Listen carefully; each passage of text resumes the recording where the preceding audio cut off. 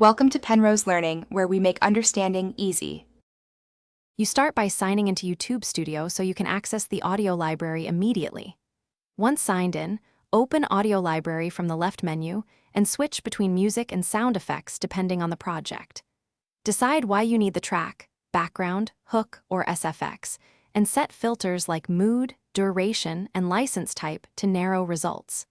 This saves time and ensures you only audition usable tracks for your video, avoiding license surprises later. Next, you perform a targeted search and apply filters to find the right sound quickly. Use genre, mood, duration, instrument, and license filters to shrink results, then preview several tracks while scrubbing your video to test timing and volume.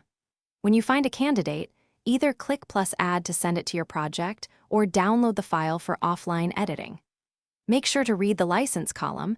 If attribution is required, copy the exact credit text into your video description before publishing.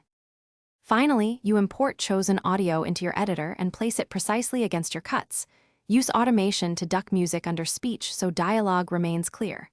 Normalize overall levels, apply fades for clean entrances and exits, and check for clipping near 0 dB to avoid distortion. Once mixed, recheck licensing and add any required attribution to the description. If playback or licensing issues occur, go back to the audio library, adjust filters, and pick an alternate track.